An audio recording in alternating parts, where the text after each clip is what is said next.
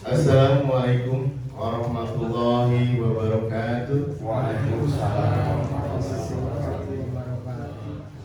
Bismillahirrahmanirrahim. Alhamdulillahirabbil alamin. Assalatu wassalamu ala asrofil anbiya'i wal mursalin wa ala alihi wa sahbihi ajmain. Amma ba'du. Nuhun hormat tuan rumah Pak Ustadz Tamsul sareng sadayana kum anu aya di desa Cipadak sareng anu aya oge di sadaya. Ibu-ibu, bapak-bapak, sadayana abdi biasa turun ke masyarakat mengasihkan pengalaman. Salah satu pengalaman abdi dari tahun dari kecil, mungkin dari 4 tahun pengalaman tentang agama, pengalaman abdi pribadi dan dikompar dengan nanti dengan guru masjid. Jadi bagi yang mau mendengarkan harus mendengarkan, tetapi kalau mau nggak mendengar nggak apa-apa, tidur aja. Tapi jangan ada ngobrol dan ada yang berisik, karena kalau ada yang ngobrol saya suka lupa, apalagi saya habis makan barusan, jadi agak tel nih nantinya, kadang-kadang suka lupa. Jadi saya mohon kita sama-sama bertafakuran bahwa semua dari agama apapun juga sudah diketahui bahwa sekarang ini adalah detik-detiknya akhir zaman. Awas, ketika kita sudah mengetahui ini akhir zaman, berarti kita harus olah ibadah kita sesempurna mungkin. Bapak, saya minta sebelum masuk pada acara bacakan dulu syahadat 3 kali, sederhananya cuma 3 kali, Fatihah 1 kali. Coba sama-sama kita baca syahadat. Asyhadu an la ilaha illallah wa asyhadu anna Muhammadan rasulullah. Asyhadu an la ilaha illallah wa asyhadu anna Muhammadan rasulullah. Asyhadu an la ilaha illallah wa asyhadu anna Muhammadan rasulullah. Al-Fatihah.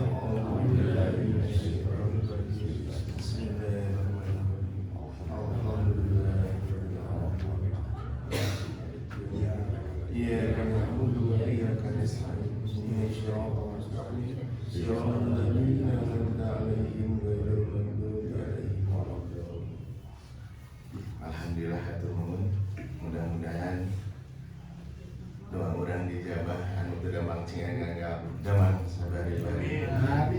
Anu karepakan muga-muga enggak instruksina. Abdi ayeuna ngambil season bab tentang ibadah salat. Season pertama, season kedua dan ketiga, sekarang sudah sampai 4 season dengan hari ini adalah tentang kemarin saya kupas sedikit tentang syahadat. Asyhadu an la ilaha illallah wa asyhadu anna Muhammadar rasulullah. Syahadat itu adalah kita kesaksian terhadap Allah. Berarti syahadat itu bukan tok ucapan. Karena ucapan itu bapak-bapak, ibu-ibu gampang. Anak kecil aja kalau ucapan bisa nggak? Bisa. Di luar agama Islam mengucap syahadat bisa nggak? Bisa. Jadi namanya syahadat, kita bersaksi kepada Allah dengan ucapan, internalisasi kepada kaul dan perilaku. Gimana katanya? Kalau kita bersaksi kepada Allah, kita asyhadu alla ilaha illallah, tiada Tuhan selain Allah. Jadi selain sifat-sifat Allah harus minggir dari kolbu kita. Sifat mana harus minggir? Sifat-sifat iblis dan setan harus nggak ada di diri kita. Sombong, iri, dengki, jahil, kenaya, suudon, fitnah, itu harus keluar.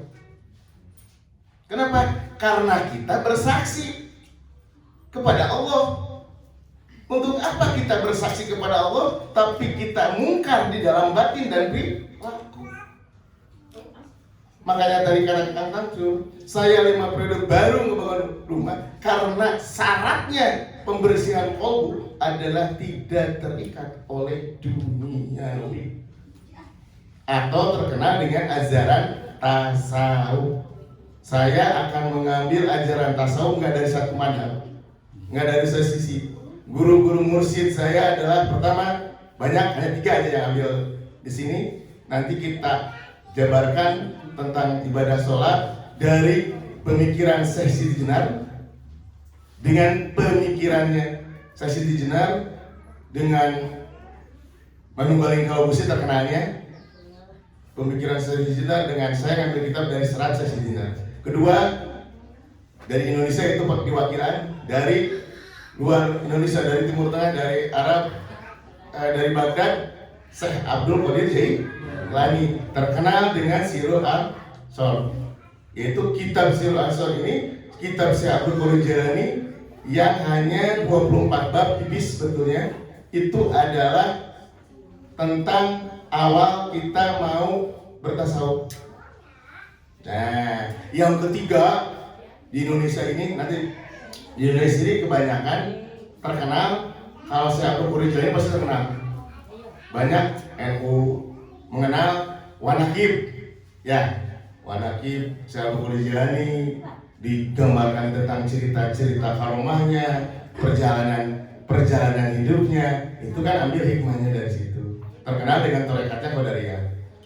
Terus saya akan ambil juga dari ahli sufi dari Al-Ghazali, Syekh Al-Ghazali, Muhammad bin Muhammad Al-Ghazali. Beliau biasa disebut Hujjatul Islam, guru besarnya Islam, terkenal dengan kitabnya Ihya Ulumuddin. Jadi para ustadz, kalau ada ustadz sini, ada banyak ya? Pasti tahu ada kitab Ihya Ulumuddin. Kitab itu tebal, aduh saya juga pusing. Kitab itu ada 40 bab. Satu bab tentang sholat itu 200 halaman. Ini 200 halaman. Kalau baca itu bisa 3 jam belum tentu ngerti.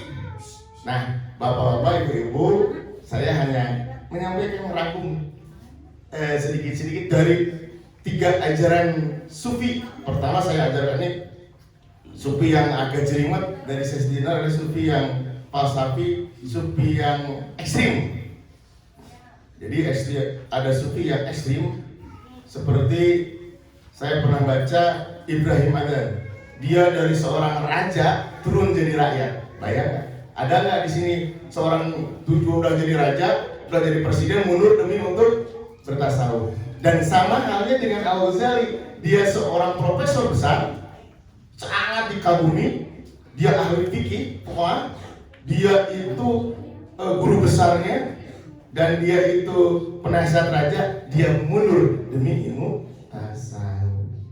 Jadi bapak-bapak, ibu-ibu, ini memang ilmu ini langka, tapi saya katakan ini harus ada syariat, awas, tarekat, marifat, hakikat.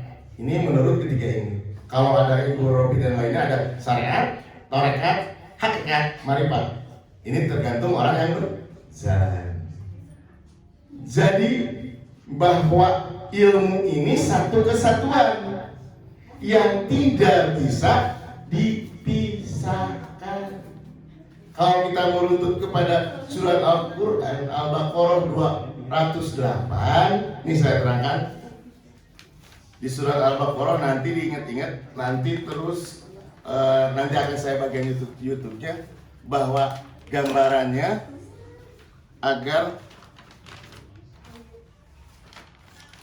agar lebih jelas bahwa syariat, tarekat, marifat, hakikat itu enggak syariat aja, enggak begitu. Harus berkesinambungan. Contoh, ibarat kita upamakan, kalau menurut saya kelapa, syariat tapasnya, tarekat batoknya, marifat kelapanya, hakikat air. Jadi itu satu kesatuan bukan? Satu kesatuan yang tidak bisa dipisahkan. Kalau menurut Syekh Abdul Qadir Jailani, akar, pohon, syariat itu akarnya, tarekat itu pohon, batangnya. Marifat itu ranting dan daun. Hakikat itu buahnya. Yang kita namakan akar atau buah? Buah. Berarti ini adalah satu kesatuan yang kita pahami tidak bisa dipisah-pisahkan. Ya, sekarang ini yang terjadi nggak salah. Syariat, ahli fikih, madhab, maliki, hanafi, ghazali, syafi'i. Ini nggak salah. Yang salah itu, ini kan syariat. Yang salah itu kita berputar di syariat. Terus aja mulak di sana. Ini kapan nyampainya jadi buah? Harusnya sudah syariat kita memahami tentang bab-bab dan batal, haram, fikih, cara-cara sholat, ibadah semua sedikit. Ini ada Ustadz Tamsu dan lainnya, para Ustadz nanti diajarkan sedikit adalah bab-bab tentang tasawuf. Tentang tasawuf itu adalah ilmu yang membersihkan qalbu. Jadi ilmu yang membersihkan qalbu, atau kata Syekh Abdul Qadir Jilani bahwa taknya itu tobat, saknya itu suci, tasawuf, wahnya wilayah, kewalian, f-nya itu adalah fana. Jadi tasawuf itu harus diawali dengan tobat. Tobatnya tobat nasuha. Jadi pinternya orang kalau secara fisikly lahirnya dia pinter amat semuanya, tapi kalau tidak nembus ke batin, ibarat tidak ada nilai. Contoh, uang kan ibadah kita tuh nantinya harus tujuannya tuh harus syariat hakikat. Satu keping mata uang ada dua sisi. Anggap ibadah syariat sisi sebelah kiri, ibadah hakikat sisi sebelah kanan. Nih saya gambarkan.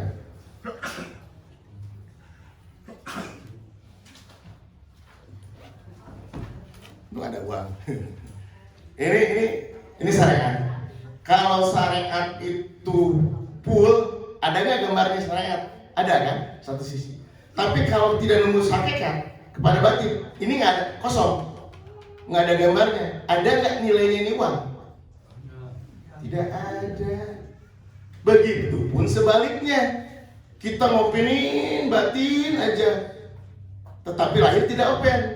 Sama aja, sebelah kanannya ada, gambaran sebelah kirinya nggak ada, sama, nggak ada nilai. Nih, jadi sama-sama nggak ada nilai. Supaya ada nilai apa? Dua-duanya harus kita tempuh. Awas, kalau mau kita itu innalillahi wa inna ilaihi raji'un. Asal dari Allah, kembali ke Allah. Lain asal dari Allah, di alam dunia, kembali ke juri. Kebanyakan begitu. Semayam di pohon, di batu, jadi juri. Enggak innalillahi wa inna ilaihi raji'un dulu. Harus langsung innalillahi wa inna ilaihi raji'un. Awal dari Allah kudu kembali ke Allah. Jadi entah awal dari Allah ngalampah ke bola. Nah ini adalah di alam dunia itu ada ujian. Nah itu. Jadi sebelum kita masuk kepada ibadah sholat, saya gambarkan dulu supaya detail bahwa saya gambarkan iman. Iman itu menurut saya ada 3 versi. Iman menurut orang sangat awam atau minus. Awas, kita compare ke diri sendiri. Iman menurut orang awam adalah ketika meyakini, saya meyakin kepada Allah, saya Islam, tapi dia tidak menjalankan ibadah, nggak sholatnya apa? Tah itu iman orang minus, orang awam. Ada nggak di sini yang ngaku Islam, tapi ngejalanin sholat dan ini nggak? Enggak, banyak pasti ya. Berarti itu imannya bagi orang awam atau minus. Kedua, iman bagi orang awam, orang syariat. Orang syariat, iman bagi orang syariat adalah ketika dia meyakini terhadap Allah, dia itu sholat, zikir, tahajud, tetapi dia itu ibadahnya bukan karena Allah, karena ada tujuan. Contoh, nggak usah orang lain, saya aja ketika masih muda, saya melakukan ikola di suku, tujuannya ke pelet, salah nggak? Salah. Itu disebut imam yang ada tujuan, jadi imam orang awam. Ada lagi tingkat level tinggi, iman orang khawas. Level tinggi. Jadi imam orang khawasnya itu semua sifat-sifat selain Allah keluar. Yang ada sifat Allah di dalam qalbu, dan gerak perilakunya adalah budi pekertinya, akhlaknya itu. Awas. Iman daya tilu ini kan. Imam orang minus, awam khawas. Sekarang musyrik sama, ada 3 juga. Musyrik yang vulgar, awas, halus, sangat halus.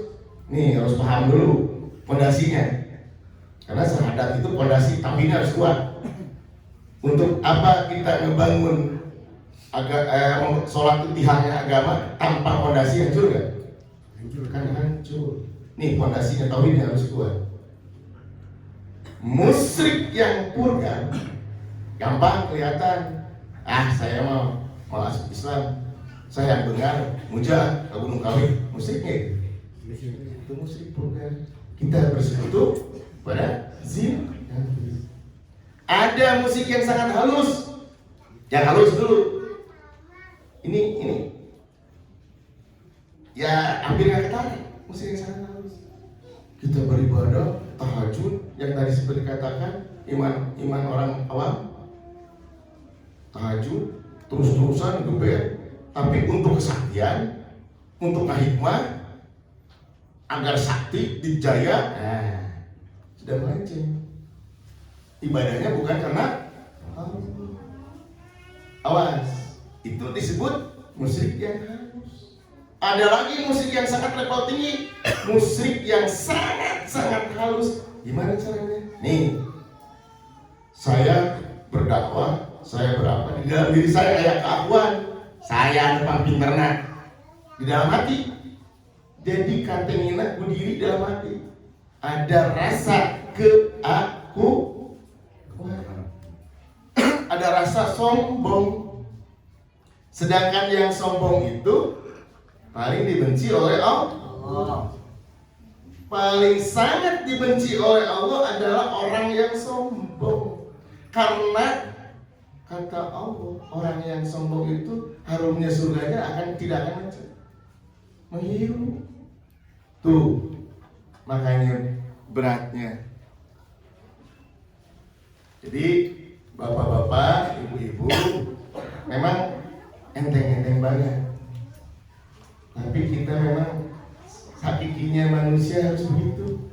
Manusia itu khalifah, ya berjalan, berjuang, terus menyeluruh. Nih, saya bacakan Al-Baqarah ayat 201. Artinya adalah kalau ininya ya ayyuhalladzina amanu bisilmi wala bisilmi kafah dan lain-lain. Hai orang-orang beriman, masuklah kamu ke dalam Islam keseluruhan, dan janganlah kamu turut langkah-langkah setan. Sesungguhnya setan itu musuh yang nyata bagimu. Al-Baqarah ayat 208. Jadi kita itu awal bin marifatullah. Sebelum mengenal agama kita harus mengenal Allah, supaya kita masuk sesuai dengan surat Al-Baqarah seluruhnya. Bukan setengah-setengah, bukan ngol-ngolan, seluruhnya kita masuk. Jangan setengah-setengah. Kalau bagi setengah-setengah, jangan dulu turun. Pelajari. Awas, jangan setengah-setengah. Sayang, jadi umat banyak tersesat nantinya. Karena kita memahaminya setengah. Hanya mulak di saya, nggak salah di saya, tetapi lanjut. Tuh, Jadi harus masuk seluruhnya kita. Nah, ini baru bab tauhid, bapaknya tauhid Nabi Ibrahim. Keyakinan yang kuat harus benar, kuat, agar di dalam akhir zaman ini diseleksinya bukan oleh orang, diseleksinya oleh alam dan Allah. Kita tidak bisa bohong. Alhamdulillah sekarang bapak-bapak, ibu-ibu sudah menyaksikan banyak kejadian-kejadian. Itu adalah suatu peringatan. Pertama, dengan adanya COVID, itu suatu peringatan bahwa semua tempat ibadah dikunci ya. Nggak Islam aja, semua. Baik Hindu, Buddha, Nasrani, dan lain-lain itu dikunci.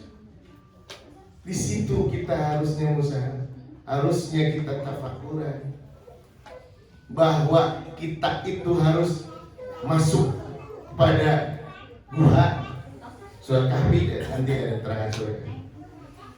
Jadi harus bertafakuran, harus mendadak bahwa Allah itu nggak ada di mana, ada di mana-mana, nggak ada sesuatu itu, bahwa nanti kita agar ya jadi selamat. Kan tujuan kita masuk Islam harus selamat ya. Kan selamat itu lagi dunia unggul. Anu utama mah selamat di akhirat. Karena dunia itu hanya 0,01 daripada kehidupan. Kehidupan akhirat ini akan kekal. Tuh, bapak-bapak, ibu-ibu, bahwa kehidupan akhirat itu yang sangat kekal. Kalau kata Syekh, kehidupan dunia ini adalah kematian. Kehidupan yang sesungguhnya nanti di akhirat kau. Makanya Syekh kita masuk kepada ibadah. Sholat Syekh ada sholat tarekat, ada sholat syariat, sholat tarekat, dan sholat hakikat. Ada sembah raga, ada sembah cipta, ada sembah rasa. Kalau disebut sembah rasa itu ilmu hakikat. Tuh. Jadi baru satu tuh tadi tahu dulu, baru satu tentang sisi jenar. Kalau sholat raga kesuciannya biasa tahu wudhu, iya kan? Jadi kita seorang makhluk double, kita tuh makhluk syariat dan hakikat. Makhluk syariat kita dalam dunia belum lekat fisiknya, ada nggak? Hakikatnya kita akan kembali, ruh kita ketahuannya. Jadi kita itu makhluk lahir dan batin, makhluk syariat dan hakikat, makhluk dohir, batin itu goib. Lahirnya kita juga harus tepuh dengan sholat syariat, sembah raga. Sembah raga itu sucinya kalau berwudu tangan, ya. Cirinya sembah raga itu ini adalah untuk menandakan, memisahkan antara orang-orang kafir dan orang muslim. Jadi bapak-bapak, ibu-ibu, kalau saya misalkan nggak pakai baju agama atau nggak ini biasa-biasa, tapi kalau saya sholat, oh ini itu muslim, ada suatu tanda dan ciri secara syariat. Tetapi kalau sembah raga ini kalau tidak nembus ke batin, tidak nembus ke sholat tarekat sampai hakikat, ada nggak manfaatnya? Ada manfaatnya olahraga. Ketika tidak tembus, ya itu mau ujung balik pun juga kasihan, nggak tembus. Makanya ada disebut sholat cipta atau sholat tarekat. Jadi ini sholat tarekat itu ada dimensi batin, ruh didik, ruh batin itu untuk membersihkan jadi mengeluarkan sifat-sifat selain Allah dengan terus tarekat. Kita biasa ada tarekat qadariyah, nasabahiyah, ya ahadiyah, ilahiyah, satariyah, silakan mau tarekat manapun juga untuk pembersihan. La ilaha illallah terus Zikir setiap hembusan napas, terus zikir. Jadi sholat syariat 5 waktu di pagi, sesudah sholat itu juga zikir di pagi terus. Apalagi sesudah biasa lebih adem kalau sesudah sholat tahajud. Itu disebut sembah cipta atau sholat tarekat, pembersihan kolbu, terus bersihkan. Nah, kolbu itu harus dibersihkan. Kita itu bisa kontrol diri. Apakah kita masih ada sombong, ujub, riya, takabur, iri, dengki, jahil, endaya, fitnah, udon, duniawi? Yang paling berat biasanya duniawi. Makanya di dalam sholat tarekat ini ada disebut man arafa nafsahu faqad arafa rabbahu. Kita sudah mengenal diri, jati diri, pasti mengenal Allah. Pasti akan mengenal Allah. Wa nanu ilahi minal warid. Jadi kan tidak ada penghalangan dirinya dengan Allahnya. Ulat tadi masih jauh kan? Nah, di sini di dalam sholat tarekat pembersihan, di dalam pembersihan kalbu sebersih-bersihnya, kalbu itu harus dibersihkan agar sholat kita ada guna dan manfaatnya di dunia dan itu masih jauh kan kita. Makanya saya belajar, jangan kita itu senang di satu level, saya yang baik. Nah ini yang salahnya bagi kita, baik syariat nah orang mah saya, ini berarti tidak akan nyampe kepada Allah. Nah ketiga ada sholat hakikat atau sembah rasa. Sholat ini disebut adalah sholat aulia Allah, wali-wali Allah. Jadi wali-wali Allah itu sholatnya sholat rasa atau disebut sholat daim, sholat kolbu. Jadi sesudah sholat terakhir fisik, kolbu juga dia terus sholat. Karakternya orang-orang seperti ini adalah tenang, tidak takut oleh apapun, karena dia selalu bersama Allah. Menurut Al-Quran surat Kahfi ayat 110 nih ada, saya bacakan artinya supaya panjang. Katakanlah sesungguhnya aku ini manusia biasa. Siapa yang mengatakannya coba? Ketika itu Nabi Muhammad yang mengatakannya. Ini baca surat Kahfi.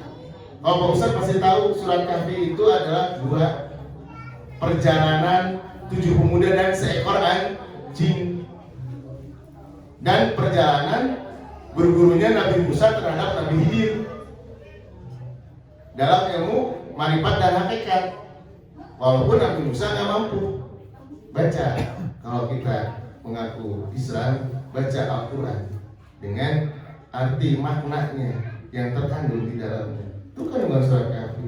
Dan surat yang terakhirnya adalah 110.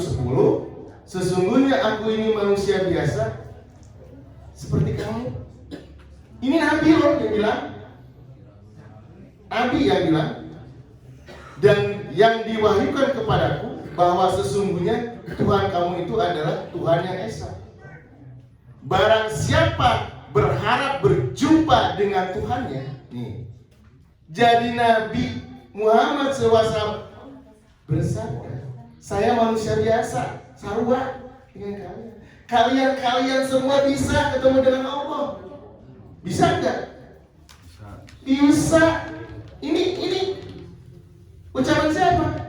Firman Allah di dalam surat Kahfi yang dinyatakan oleh Nabi Muhammad SAW. Silakan buka surat Kahfi ayat 110. Bahwa sesungguhnya saya itu manusia biasa. Kalau kalian ingin bertemu dengan Allah, maka hendaklah mengerjakan amal soleh. Maka kalian iman dan takwa. Kan balik lagi pada iman. Jadi bapak-bapak, ibu-ibu semua bisa nggak jadi wali Allah? Bisa. Hak berarti semua bisa berjumpa dengan Allah, asalnya yang berat. Jadi siapapun juga bisa ketemu dengan Allah. Hak kita itu untuk berjumpa dengan Allah karena kita diciptakan oleh Allah. Tapi asalnya berat, asal berbuat baik, soleh, amal ibadah, gimana takwa. Ayo, eta asalnya berat ingat. Nah, tapi ya harus dijalankan.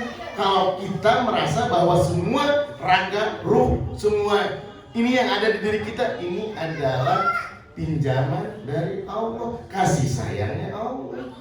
Masa kita ke yang mau dicipta nggak mau berjumpa, berjuang dong. Contoh, bapak-bapak,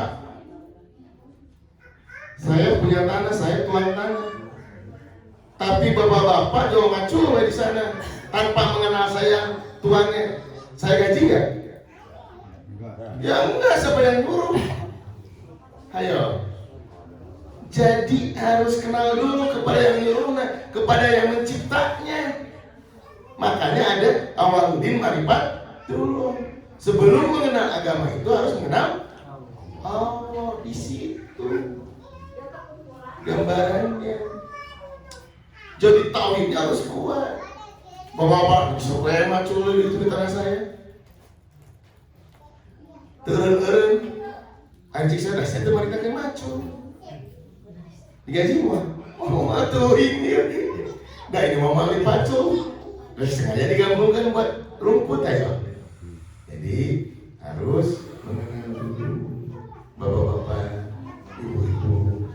Jadi harus kenal dengan yang Maha Penciptanya. Itu baru dari sesi jenar tentang ibadah sholat. Sekarang masuk kepada Syekh Abdul Qadir Jilani dengan terkenal Sirul Ansarnya, bahwa ibadah kita itu terkenal dengan ibadah lahir dan batin. Jadi kita ibadah lahir dia terus sampai lahir ya, tanpa kita mau pengen batin, ya sudah kayak kata tadi, uang tidak ada nilainya. Iya kan? Uang tidak ada nilainya. Di ibarat air di dalam daun talas. Kasihan kan? Air daun talas gosor. Jadi ibarat kita itu nganggo akal apa ku gigi tapas namanya pun bener ya. Jadi jangan seneng nggak bawa tapasnya. Kalau dimakan jadi racun nggak tapasnya? Ya iya. Makanya kalau gambarannya syariat itu tapas akan jadi racun kalau terus saja syariat. Kenapa? Terjadilah madhabnya beda, saling mengkah? Jadian nggak? Kejadian. Si itu mah bid'ah, si ini mah kafir, si ini mah sesat, si ini mah terjadi. Masalah kunut dan nggak juga ribut, oh ya, karena ya itu hanya diam bisa. Jadi hanya bergantung kepada imam. Salahnya nggak salah, tapi imam, nabi, waliullah nabi itu adalah jalan untuk menuju mengenal Allah, bukan bergantung di satu sisi, satu sisi. Kebanyakan di sana apa? Asa aib bener kan? So, bawa ustaz dia mau musrik, itu pakai kunut, masya Allah. Tuh. Mereka benar menurut manhajnya, tapi belum tentu menurut manhaj ini. Hanya bentrok nggak? Bentrok. Ini akan terjadi bentrok kalau kita belajarnya tidak tembus kepada syariat, tarekat, marifat, hakikat. Kalau kita syariat gambarkan SD, mau nggak bapak-bapak belajar syariat ketika usia 80 tahun? Can boga biasa SD. Ibarat begitu. Harusnya sesudah syariat tamat, syariat imam semuanya, fikih hadis kita pahami, itu bukan dibuang, simpan dulu masuk kepada sesi tarekat. masuk kepada sesi dari SD biasa kan ke SMP. Harus begitu.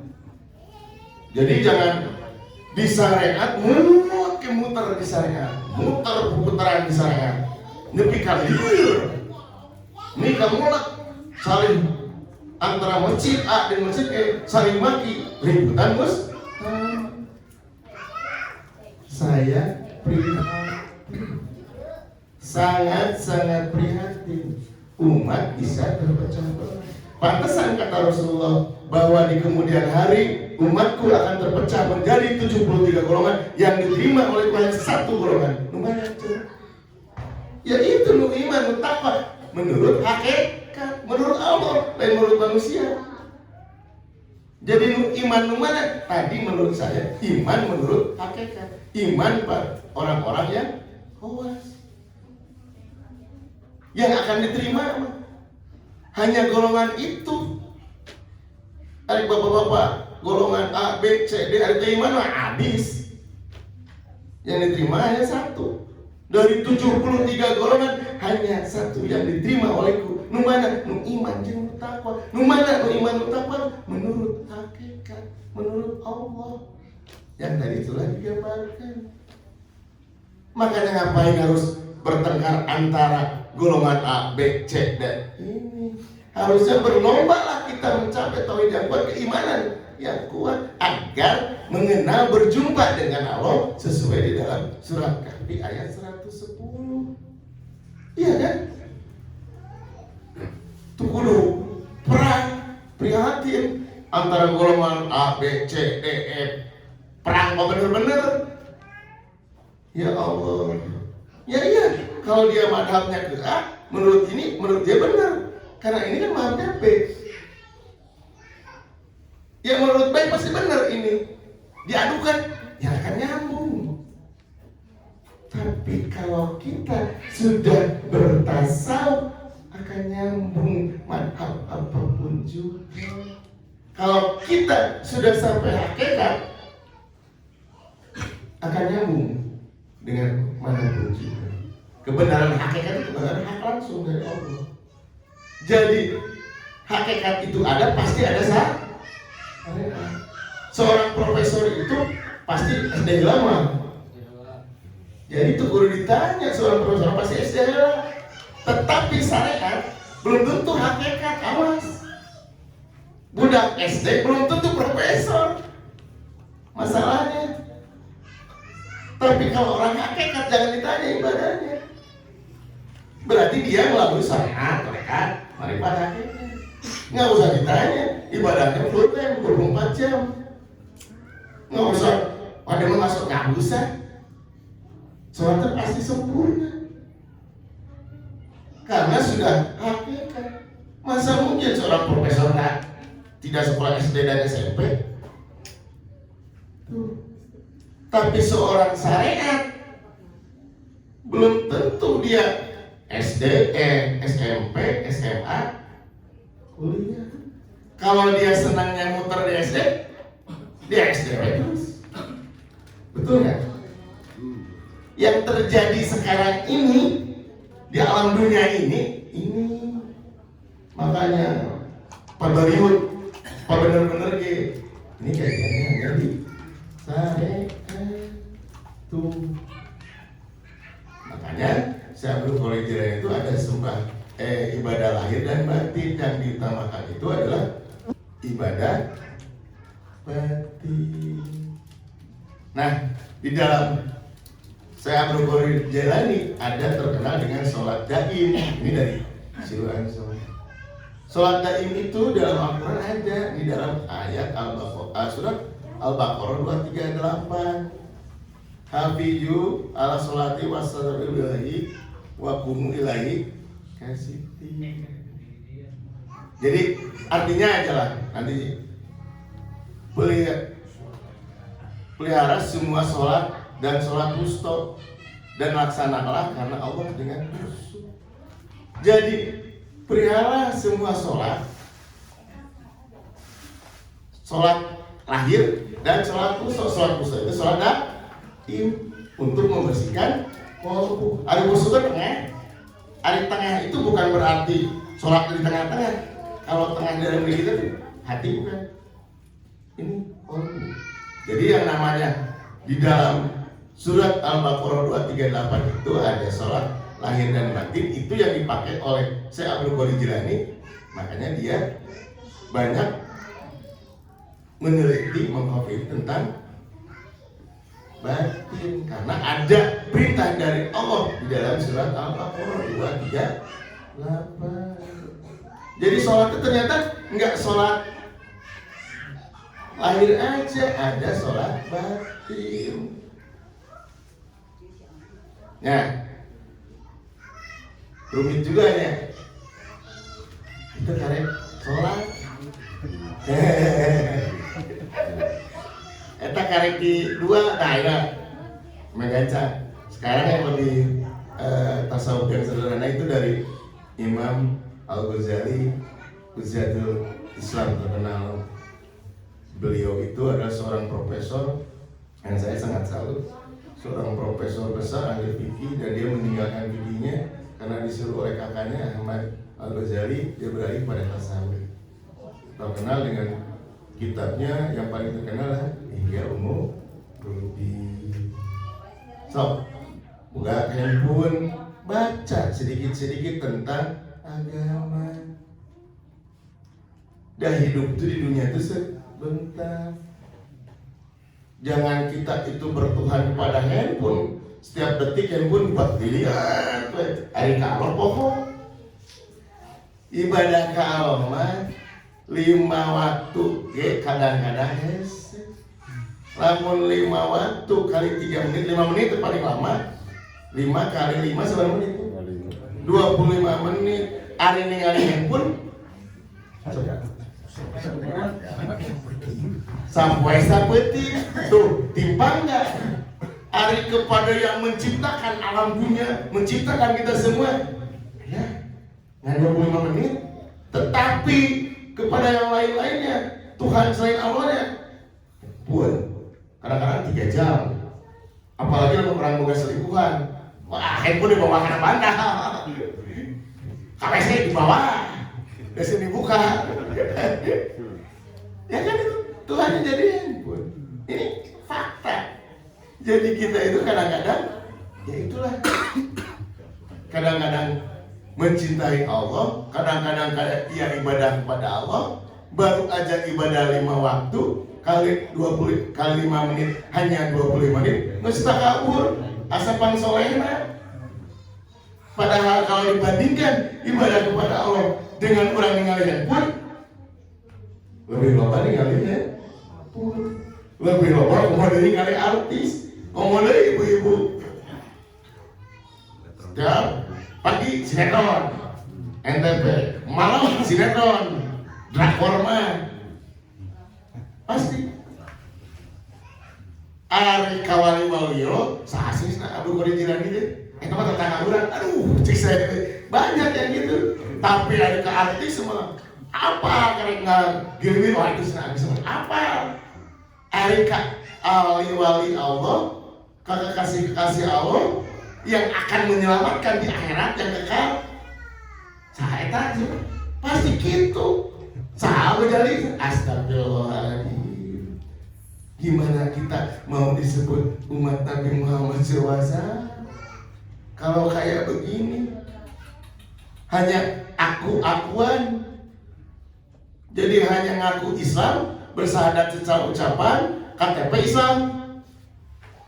Ya, berarti itu Islam, aku-akuan, tanpa melaksanakan perintah dan menjauhi larangannya. Jadi nanti yang di surga itu siapa tuh? Islam, bener, KTP hukum. Jadi nanti yang ada di surga itu umat Islam, tapi KTP hukum. Gimana hukum karena hukum? Iya. Dan karena hukum, hukum karena hukum. Bingung kan ini?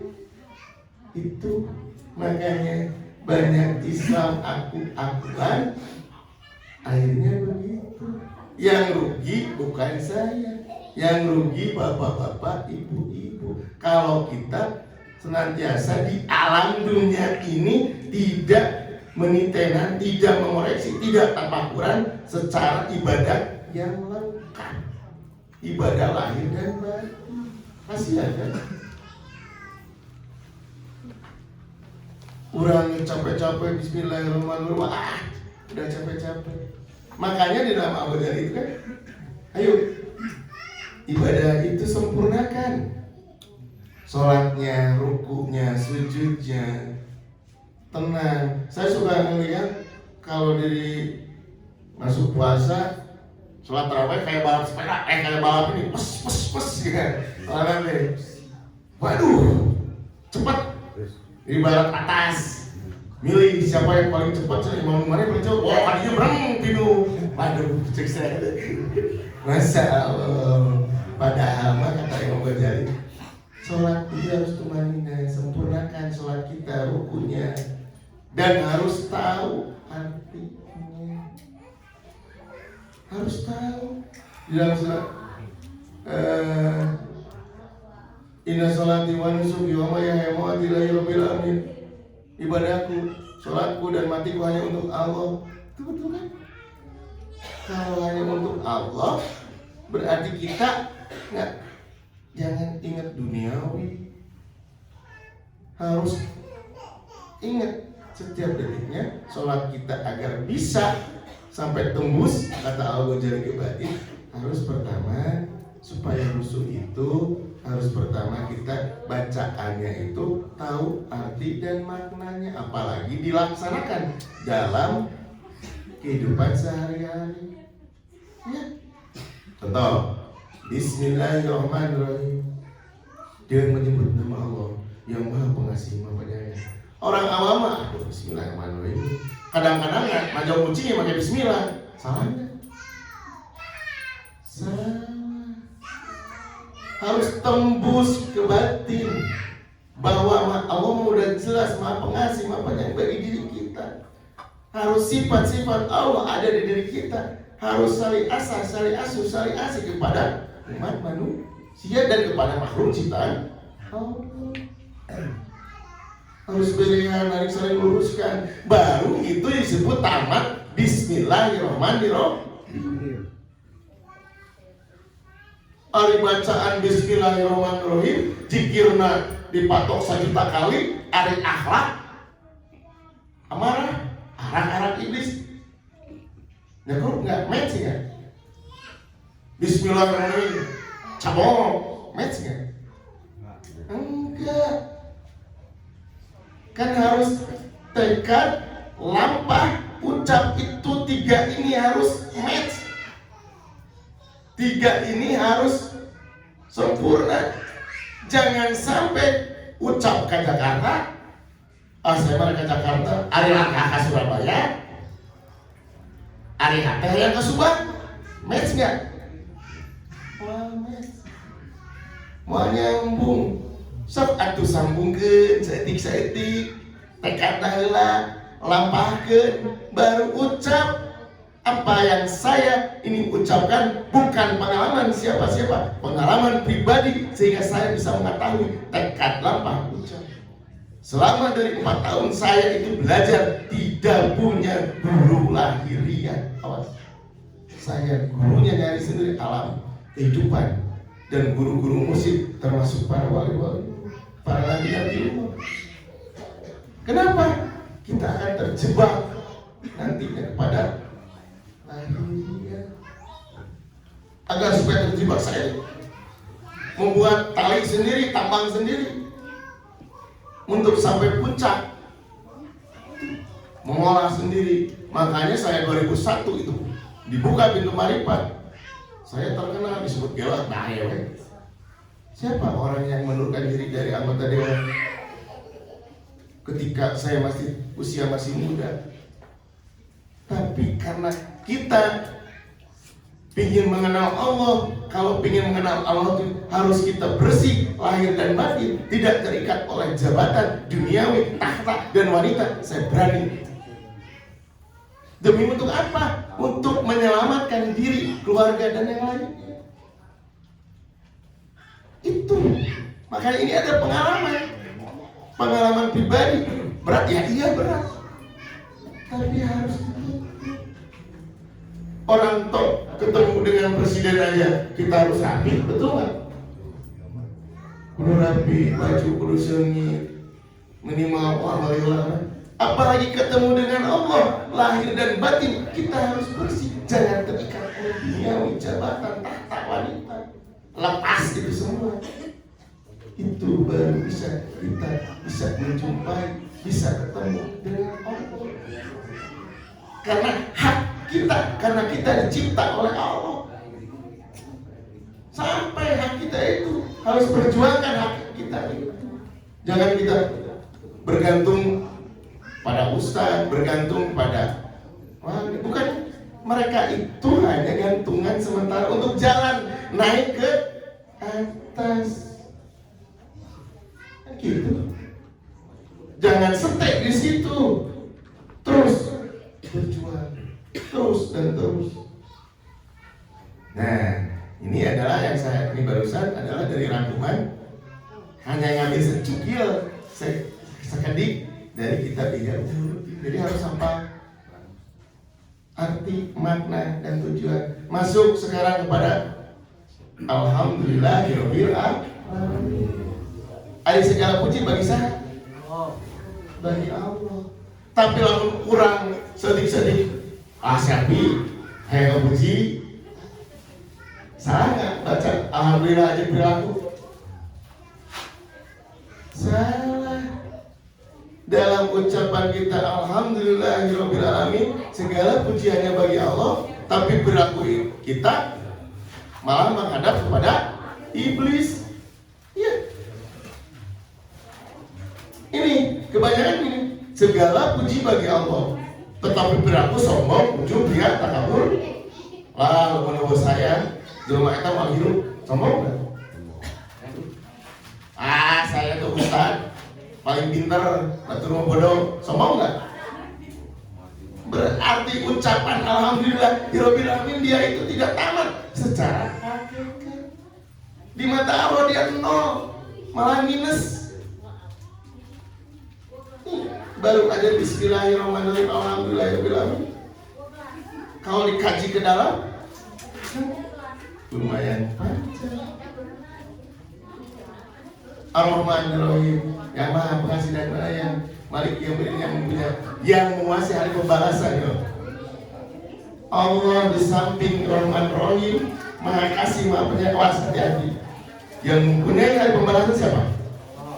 Ketika sudah ditentukan ini akhir zaman, yang menguasai hari pembalasan hanya Allah. Kalian kalau tidak iman secara hakikat, habis nggak? Habis. Akan habis, tergilas oleh apa? Yang menguasai hari pembalasan hanya Allah. Kalau kita imannya hanya minus, imannya hanya awam, habislah. Justru saya ini turun dari gunung untuk ayo sama-sama belajar agar supaya selamat diri lah minimal. Sesudah selamat diri keluarga. Makanya kata Rasulullah, sesungguhnya ada di depanmu perang yang sangat dasar, adalah perang melawan hawa nafsu di diri kita. Betul nggak? Perang Badar, perang kecil-kecil, nggak ada apa-apanya, kata Rasulullah. Ini perang ini dulu, nafsu melayani diri kita.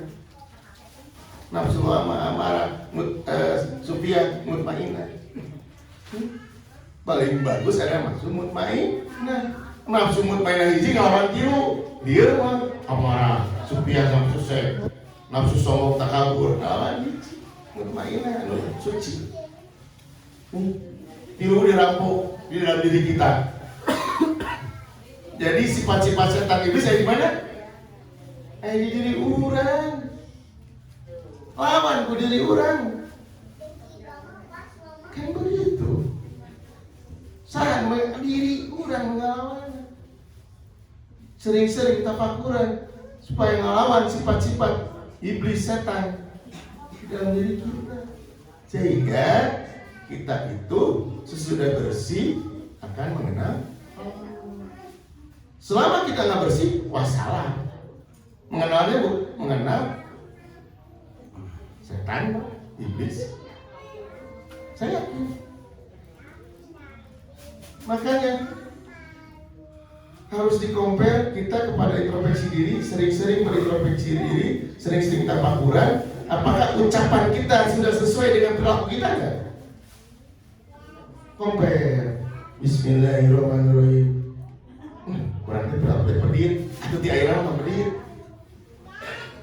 Kan semua diwarisi balik Allah. Bismillahirrahmanirrahim. Aduh, kemarin mau nanti bismillahirrahmanirrahim. Terus saya ngaji jadi ngamu. Kudu silasa silasu. Atuh seri bejaan. Terus Islam tentang alhamdulillah segala puji bagi Allah, dan manusia itu tidak hak untuk dipuji dan tidak hak untuk sombong, yang semuanya kepunyaan Allah. Atuh orang teh kudu handap asal DP. Betul nggak? DP handap asal. Karena apa? Karena segala puji mah lain milik manusia, milik Allah. Agar kita tidak nanti hajar oleh Allah. Tuh. Terus iya karena budu, iya karena stain. Aku menyembahku dan aku hanya minta pertolongan kepada Allah. Berarti orang yang sudah tamat Fatihah itu adalah seorang kekasih Allah. Karena Fatihah ini adalah pembuka Al-Quran. Betul nggak? Tapi tamat Fatihahnya untuk ucapan. Masukkan internal kepada Fatihah itu kepada kamu, gelarkan kepada aku. Iya karena budu wa iya karena stain. Aku hanya menyembah, aku hanya minta pertolongan kepadamu. Jadi kalau orang yang udah iya karena budu wa iya karena stain, tidak akan pernah minta pertolongan kepada selain dari Allah. Pasti ke Allah. Dan dia sholat setiap 5 waktu, sholat Fatihah ayat iya karena budu wa iya karena stain. Aku hanya menyembahmu dan aku hanya minta pertolongan kepadamu. Jadi yang hak untuk kita minta tolong siapa? Allah, ke Allah dulu. Nih, kita itu kalau kadang-kadang ingat dengan jelema, aduh tolongan pada wajib. Nah, ini sama. Dalam ngaji Pak, kalau orang yang sudah benar ngaji Fatihah, iya karena budu wa iya karena stain. Ini perjalanan saya ketika jadi musafir. Saya seorang dewasa, tapi saya itu pengelana. Jadi musafir, saya tidak pernah bawa bekal sepeser pun, tetapi saya tidak pernah minta terhadap manusia.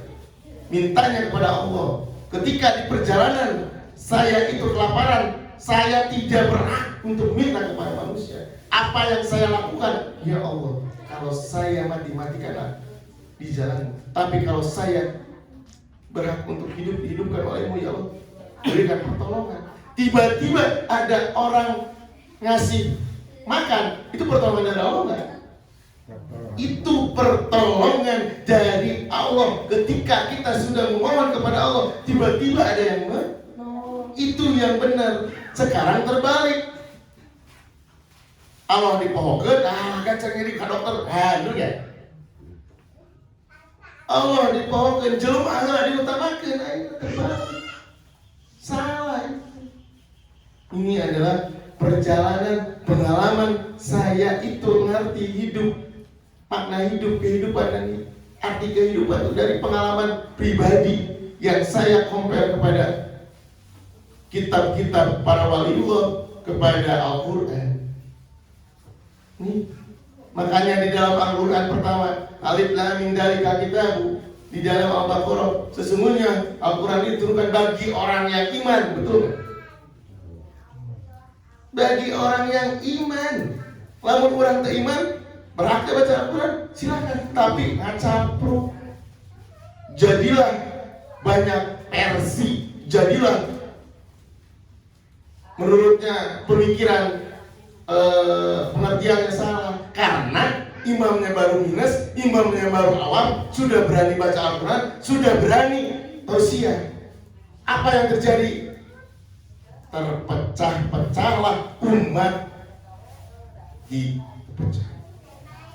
Ini kejadian hari ini di Indonesia dan dunia, kejadian karena itu. Imannya hanya pemandangan sangat awam atau minus. Harusnya boleh.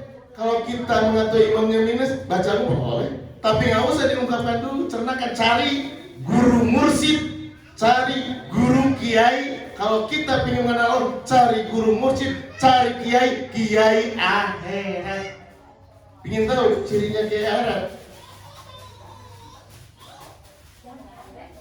Untuk bergantung kalian sekarang ini, dalam akhir zaman ini, gantunglah kepada kiai akhirat, bukan kiai duniawi. Cirinya kiai akhirat, dia sesuai dengan surat Yasin ayat 21, ittabi'u ma lakum ajran wa mu'tadun. Tidak pernah minta bayaran dan dibayar.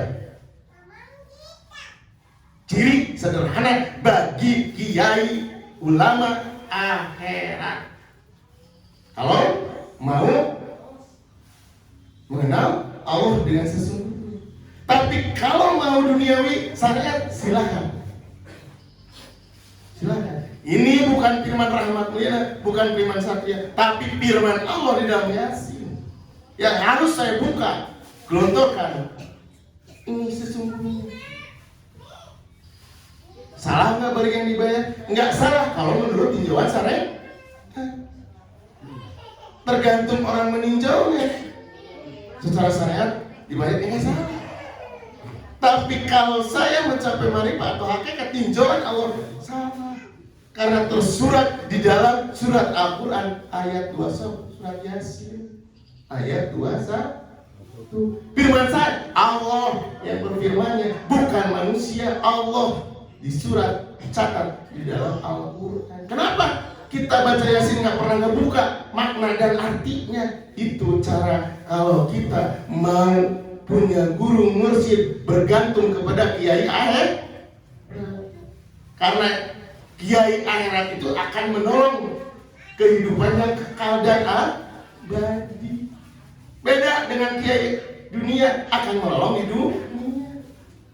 Saya tidak mau terkenal dunia, saya tidak peduli dunia. Kenapa? Untuk apa? Saya bikin YouTube ini hanya untuk orang-orang yang mau belajar. Saya nggak pernah nge-share ke orang yang nggak belajar, nggak mau. Ngapain?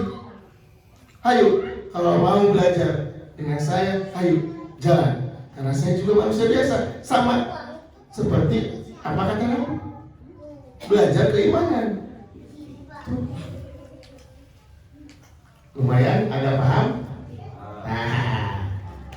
Tong lampiran deui sekapkeun menten eta dari 3 waliullah yang dahsyat, guru mursyid Syekh Jenar, saya Abdul Qadir Jalani, Al-Ghazali. Saya hanya ngambil secuil-cuil. Kalau mau lebih lengkap, silahkan baca, buka di Google tentang beliau ini ya. Silakan. Nanti saya juga nih, saya hanya merangkum dan saya pernah sedikit menjalankan fakta.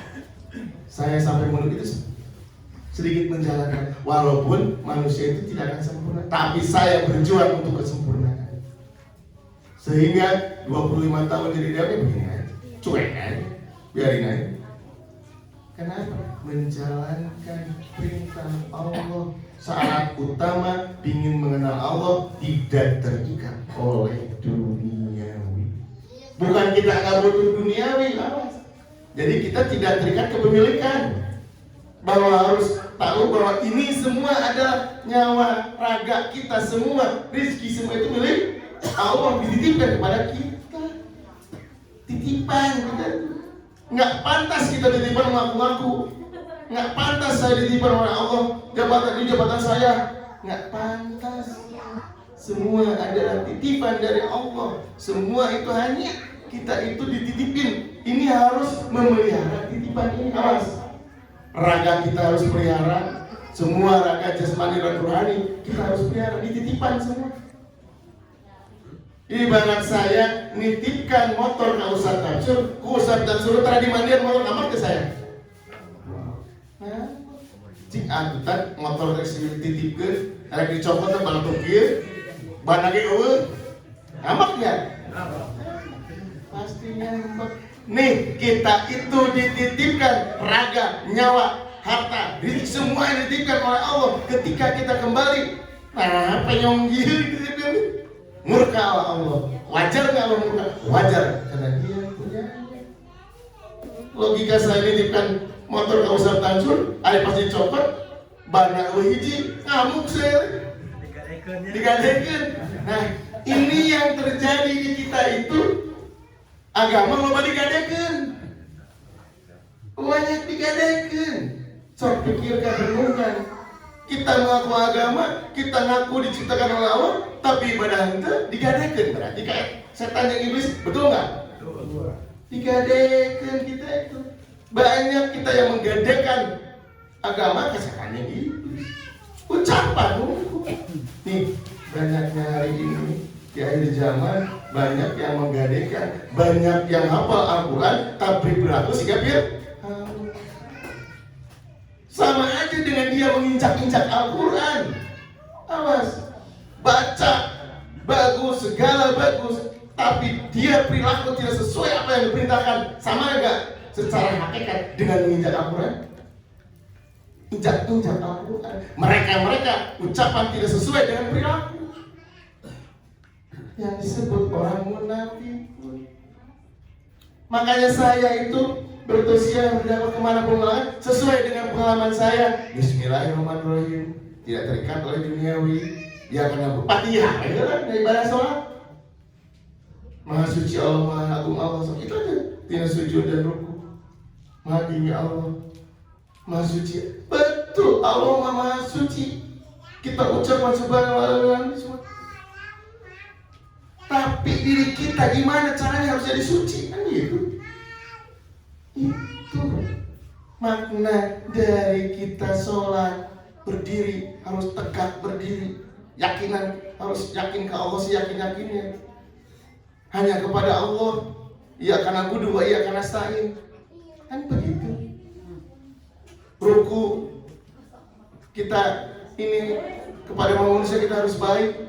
Sujud, di dalam sujud itu kita itu hanya menyembah kepada Allah, tidak lain lagi pikiran kita, kalbu kita hanya Allah.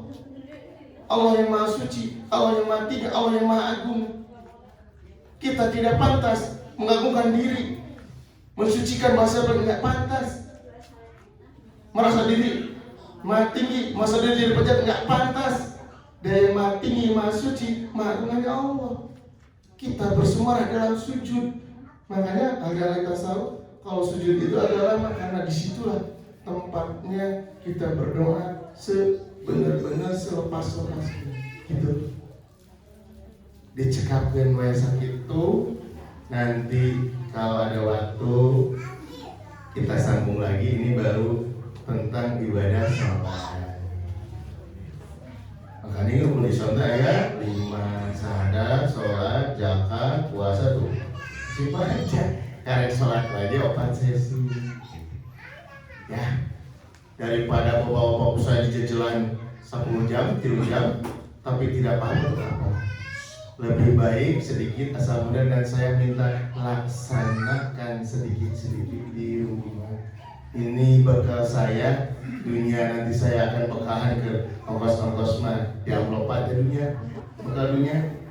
Tahjud, anu hakiki nama bekal akhirat. Untuk bapak-bapak, ibu-ibu, bekal dunia dan akhirat, itu lahir bagaimana.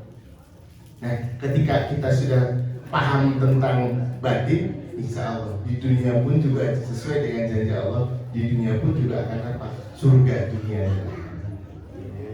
Akan punya ketenangan hati, jiwa yang tenang, tanpa lupa, tanpa rumahu, tenang, hanya bergantung hanya Allah. Dicekapkan sakitu, billahi taufiq wal hidayah. Wassalamualaikum warahmatullahi wabarakatuh.